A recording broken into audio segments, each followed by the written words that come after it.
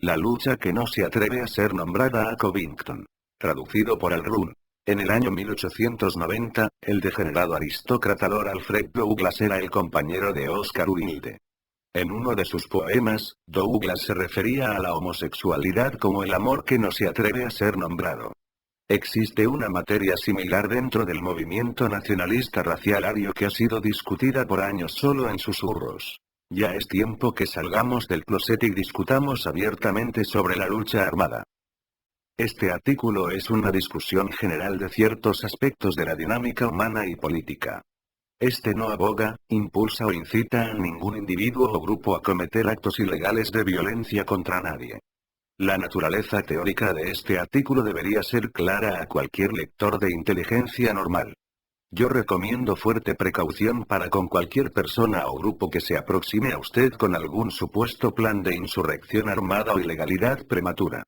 Cualquiera que hace eso puede ser un idiota peligroso o un agente policial de alguna clase. Si usted muere de su anzuelo, entonces usted es el idiota. Es irónico que, en algún grado, los agentes provocadores federales provean al movimiento con una siniestra forma de selección natural donde aquellos que son demasiado estúpidos para convertirse en genuinos revolucionarios son eliminados. Hay que tener en cuenta la diferencia esencial entre acción directa y un acto estúpido y legal. La primera es un acto de un hombre, la segunda es uno de un descuidado y no muy brillante chico. Acción directa es un acto abierto que infringe serio daño contra el enemigo a través de la pérdida importante de personal o recursos. Un acto que mejora la imagen del movimiento como revolucionarios serios a ser tratados con el respeto que viene de la capacidad de usar la fuerza exitosamente. Que desmoraliza y confunde al enemigo y correspondientemente fortalece la moral del movimiento y la población blanca como un todo. Finalmente, el componente más crítico de la acción directa es que la persona que la ejecuta no es capturada o castigada por las fuerzas del Estado. En contraste, el acto estúpido y legal es usualmente efectuado espontáneamente, con poca o ninguna planificación previa, a menudo bajo la influencia del alcohol.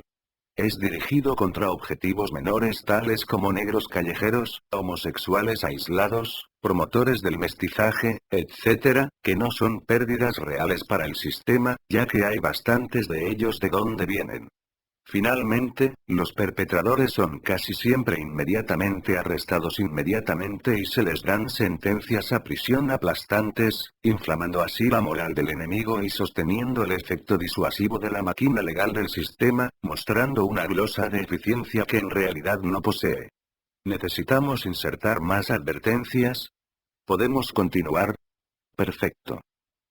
Así las cosas, el movimiento nacionalista racial ario mundial desde 1945 se ha distinguido con una característica remarcable que lo separa de cualquier otro movimiento revolucionario conocido: una reluctancia bordeando en el suicidio racial a comprometerse en lucha militar armada contra la tiranía genocida.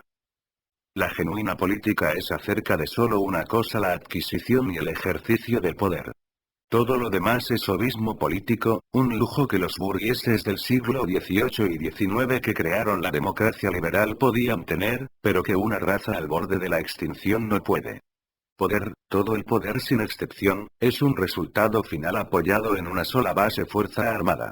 Religión, constituciones, leyes civiles, costumbre y todas las variadas instituciones sociales que refuerzan el comportamiento aceptable, por ejemplo, sumisión a la autoridad, tienen todas su lugar en la estructura de poder del Estado, pero sin la sanción última de la bayoneta, estas no tendrían sentido. Todo poder estatal, sin excepción, es inicialmente adquirido mediante fuerza armada o mediante la amenaza inminente de fuerza armada. Algunas revoluciones son más sangrientas que otras. Los bolcheviques masacraron millones mientras que el Partido Nacionalsocialista Obrero Alemán llegó al poder en Alemania después de menos de 1000 muertes en 14 años de combate callejero entre las formaciones paramilitares del partido y los comunistas. Pero todos los estados modernos, sin excepción, fueron inicialmente traídos a la existencia por hombres que lucharon por el poder con armas en sus manos. El poder se convierte en accesible a los revolucionarios cuando el orden existente pierde dos activos fundamentales de los cuales depende el mantenimiento de cualquier gobierno. El primer elemento al que me referiré es el al menos pasivo consentimiento de los gobernados, y el segundo es el monopolio creíble de la Fuerza Armada. Cuando el movimiento revolucionario tiene la voluntad y la capacidad de cometer actos efectivos de insurrección armada contra el Estado, y lo hace con impunidad, significando esto que los perpetradores no son aprehendidos o castigados, entonces el Estado ha perdido el monopolio creíble de la fuerza que es el fundamento de todo poder político. Otras personas diferentes de aquellas sancionadas por el Estado se han apropiado de la fuerza. Ellas ejercen poder sobre las vidas y el destino de otras. El movimiento revolucionario empieza a desplazar el aparato estatal por compulsión armada, así como transfiriendo el consentimiento de los gobernados a través de la persuasión y la propaganda. Ambas, persuasión y coerción, son necesarias para llevar a cabo una revolución exitosa. Ningún elemento puede tener éxito sin el otro. Revolucionarios sin propaganda política son simples delincuentes, mientras que toda la propaganda, todo el apoyo popular y todas las actividades legales son inútiles si el Estado puede devolver el golpe para mantenerse a sí mismo y destruir la oposición. Un movimiento revolucionario sin una efectiva sección armada está condenado a perpetua futilidad y a una eventual derrota. Estas formulaciones no son originalmente mías, ellas son antiguas como el arte mismo de la política. Yo simplemente soy el único nacionalista racial blanco que tiene la voluntad de discutirlas en público. Estas verdades son obvias al más mínimo examen de la historia humana. Es un hecho históricamente demostrable, perseguida con suficiente persistencia, crueldad, experticia militar y valentía sin importar las consecuencias, la lucha armada eventualmente funcionará, porque, entonces, los hombres blancos del siglo XX persistentemente se rehúsan a utilizar las armas, la herramienta básica del poder que es entendida y aplicada sin vacilación por el más salvaje líder tribal africano y el más corrupto y tosco déspota latinoamericano, como un asunto colateral, porque nuestro presente liderazgo ario consistentemente rechaza incluso hacerse esta pregunta, en vez de gastar tiempo y esfuerzos orquestando campañas masivas para calumniar y vivificar a aquellos que sí lo hacen. Aparentemente existen varias razones. Tan desacreditante como es, una buena parte de ello es simple y física cobardía, así como miedo por parte de los líderes de que cualquier militancia medianamente agresiva pueda traer sobre ellos la atención del enemigo y asustar a los racistas de Saloní y que financian a los grupúsculos actuales, los cuales se cimientan en ventas y envíos de literatura por correo, asustándolos y haciéndolos correr a esconderse, con sus preciosas chequeras cerradas como ostras. También está la increíble ausencia de conocimiento y educación política práctica dentro de los que posa de ser el liderazgo ario, la mayoría de los cuales son política e históricamente iletrados. El líder Ku Klux Klan promedio nunca ha tomado un libro de historia apropiado en su vida, y probablemente piensa que Maquiavelo es un automóvil deportivo extranjero. A decir verdad, algunas figuras prominentes del movimiento, especialmente aquellas envueltas en revisionismo, tienen un alto grado de conocimiento especializado en ciertos estrechos campos tales como esotérica constitucional o el período del Tercer Reich en Alemania. Pero mientras ellos pueden ser capaces de dilucidar abstrusos y oscuros puntos de derecho común que las autoridades judiciales federales pretenden ignorar, o mencionar el nombre de cada división de las SS o a cada judío que ha estado envuelto en el marxismo, por un largo margen existe una ausencia casi total de educación histórica profunda dentro del movimiento. Pero nuestra reluctancia por enfrentar la realidad del eje fundamental que es la lucha armada en los cambios sociales y políticos va más allá de estas causas inmediatas. Este se encuentra enraizado en el malestar psicológico que ha saturado completamente el movimiento de resistencia racial en el mundo occidental desde 1945. Esta condición psicológica y espiritual es difícil de cuantificar. El Dr. Revilo Oliver una vez se hizo la famosa pregunta: ¿hemos perdido nosotros, los hombres de Occidente, la voluntad de vivir? A través de los años a menudo he observado que el hombre blanco de América pareciera estar aferrado a una suerte de deseo de muerte colectivo, una misteriosa e inexplicable voluntad de fracasar. Yo no soy el primero en advertir este fenómeno. Uno de los mejores artículos que el tardío Bob Miles escribió fue a consecuencia de los juicios de sedición de Fort Smith en 1988, donde él señalaba en su periódico Desde la Montaña que los descargos en esa despreciable charada, en lugar de alentarnos y animarnos hacia más activismo, resultaron en una avalancha de malhumorado derrotismo, críticas y disputas mezquinas en todo el movimiento. Bob señaló algo que es crucial para entender el por qué nosotros no hemos llegado a ningún lado por las pasadas 2 generaciones. Por encima de la preponderancia del liderazgo fraudulento que lo hace por el dinero, el movimiento ha sido controlado por años por elementos que son profundamente pesimistas, derrotistas, perezosos, letárgicos y que miran en profunda depresión la situación del hombre ario actual y aún peor los prospectos sobre el futuro. Somos un ejército de ellos y... Es difícil de precisar el punto donde todo empezó. El asesinato del comandante Rockwell puede ser un punto de referencia, pero el hecho permanente es que por casi 3 décadas la mayoría de la derecha en Norteamérica ha estado liderada por hombres que están simplemente pasando a través del movimiento. A decir verdad, algunas veces ellos han pasado a través del movimiento con cierto estilo. Con 1 o 2 brillantes excepciones, como la saga de The Order, los múltiples intentos en la resistencia blanca que han ocurrido en los pasados 30 años han tenido siempre un oscuro y siniestro leitmotiv detrás de ellos. La venenosa idea de que la victoria no es realmente posible, que el hombre blanco está esencialmente condenado a la extinción a través de su propia estupidez, y lo que la mayoría de nosotros realmente puede hacer es señalar lo más alejadas en el tiempo las ceremonias funerarias antes de entrar al negocio de morirse. Cuando esta actitud es tomada en consideración, la seria reluctancia a discutir, y mucho menos adoptar, la única estrategia operacional 100% garantizada para catapultarnos a la política sería en un tiempo doblemente rápido se hace comprensible. Porque arriesgar la vida propia, la salud y la libertad en lo que esencialmente es un interesante pero finalmente inútil hobby. Por eso es exactamente como la mayoría de los autoproclamados líderes entre nosotros piensan sobre todo el ejercicio en el cual están involucrados. Existen, por supuesto, un número de objeciones prácticas para la lucha armada aria en el momento, por favor no piensen que no estoy al tanto de ellas. En primer lugar, está la ausencia de cualquier liderazgo siquiera remotamente competente para librar una campaña militar.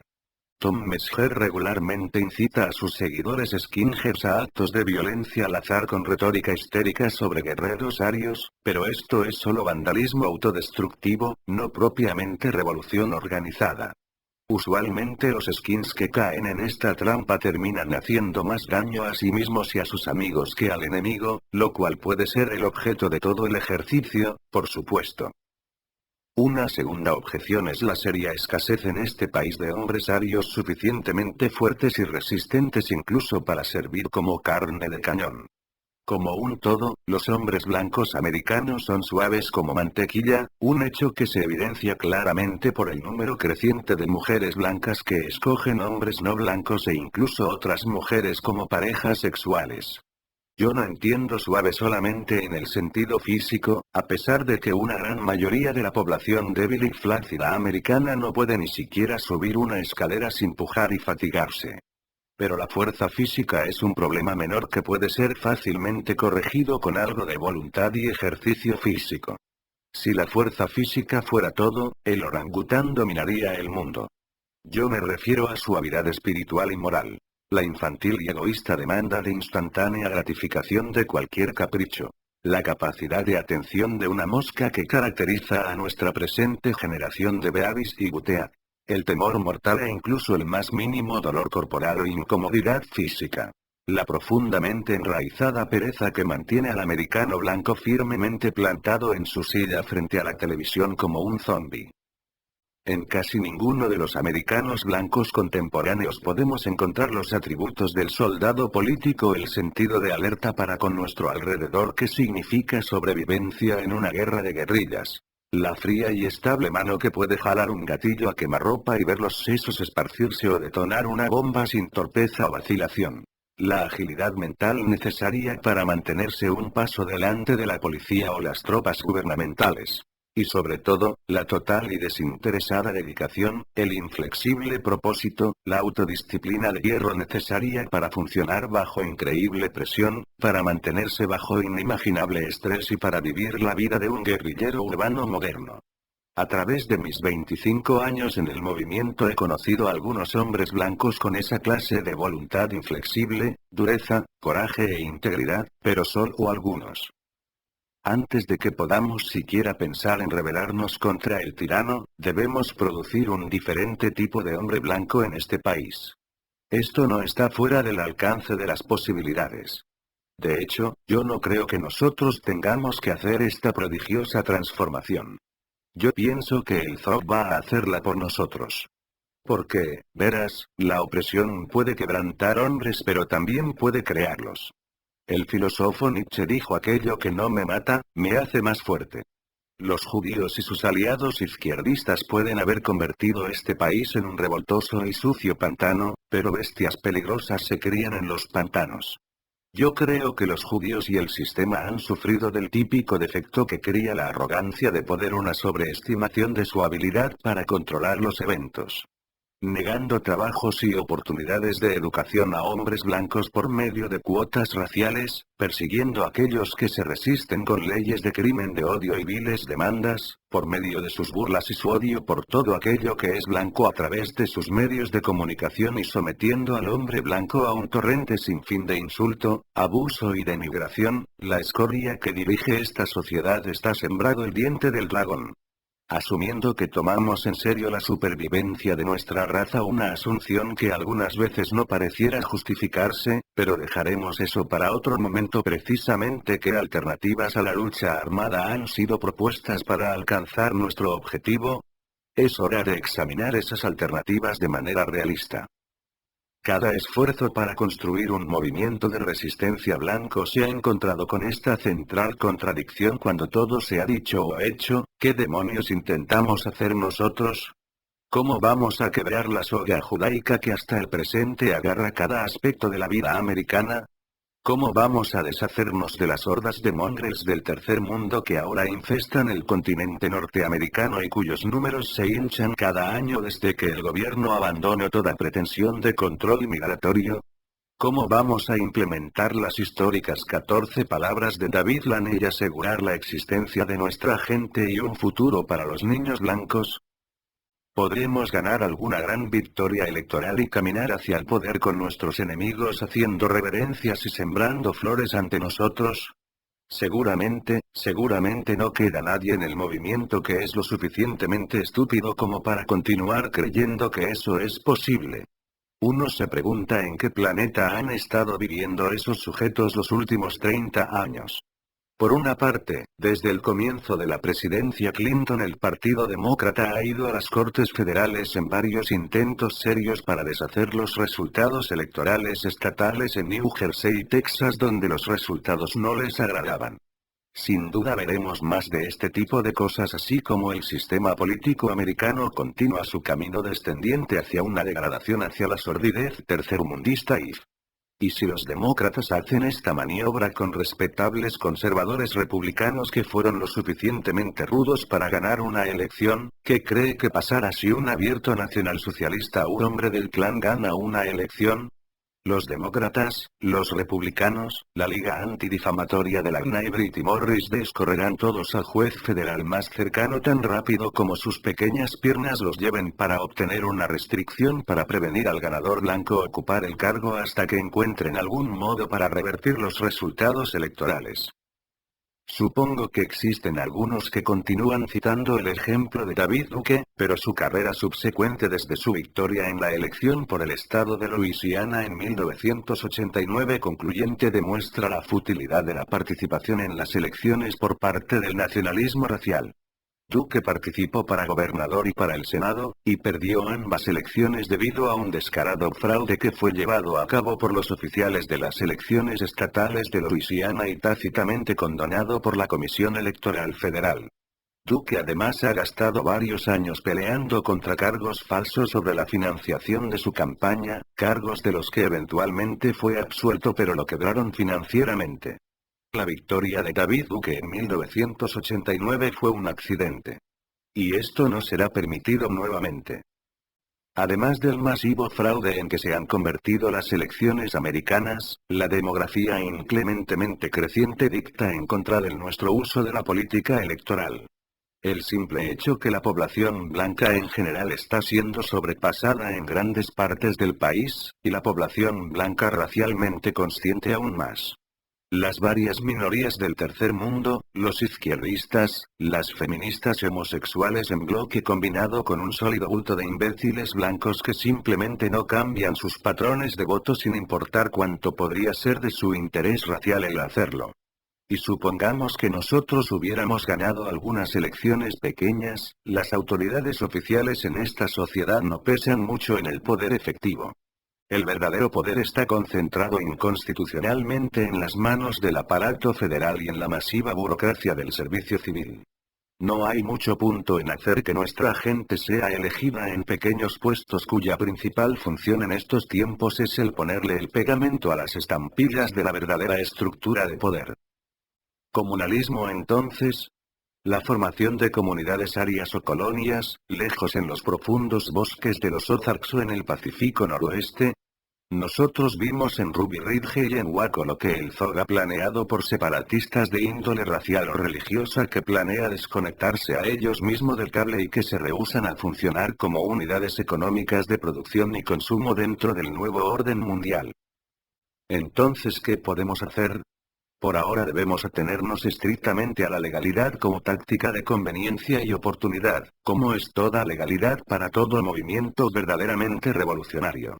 Pero necesitamos aceptar que la entera orientación del movimiento a partir de este punto debe ser la preparación para la eventual lucha armada para conquistar el poder estatal y crear un genuino nuevo orden, una nueva forma de vida en América.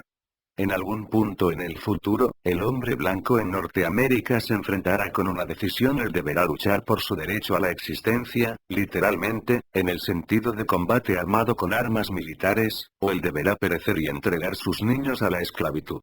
Nosotros no podemos salvar a nuestro pueblo si persistentemente nos rehusamos incluso a discutir resistencia física contra el gobierno que nos está esclavizando y contra las subespecies antropoides que nos están masacrando como cerdos por deporte. Nosotros no podemos orientar las esperanzas de sacar a nuestros niños fuera del terrible mundo en el que ellos nacieron si les mentimos a ellos y a nosotros mismos acerca de que la salvación puede ser encontrada en el fondo de una urna de votación o en una computadora detrás de la cual nos sentamos en una cómoda silla. Si nuestra raza ha de sobrevivir, entonces vendrán tiempos de sangre, muerte y fuego. Finalmente, inevitablemente oiremos las últimas temblorosas objeciones de los pájaros nerviosos que se lamentan y chillan. Pero es la ley. Nosotros no podemos quebrantar la preciosa, maravillosa y sagrada ley de América. Bien, ellos están en lo correcto. Billy y Larry son la ley. Los tiranos siempre lo son. Eso es lo que distingue a los tiranos de los criminales ordinarios. Stalin era la ley en Rusia. La integración es la ley. La acción afirmativa es la ley. Las cuotas en las admisiones a la universidad son la ley. Cada 15 de abril la ley le roba un tercio de lo que usted ha ganado cada año. Las drogas y el crimen por parte de negros y las hordas del tercer mundo pasando las fronteras son ignorados por la ley. ¿Se encienden algunas luces en su cabeza ahora? La ley es un arma, y como toda arma es buena o mala como la gente que la está empuñando. Ahora mismo la ley está en las manos del actual gobierno de los Estados Unidos y del establecimiento liberal, y es una de sus muchas armas.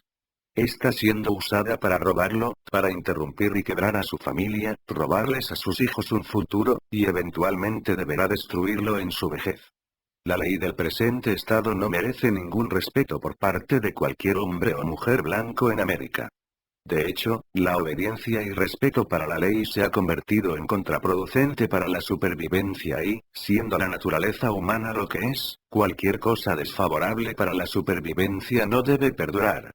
Adolf Hitler mismo afirma en Mein Kampf: cuando un pueblo es conducido a la destrucción a través de la autoridad gubernamental, entonces la rebelión no es solo el derecho, sino el deber de ese pueblo.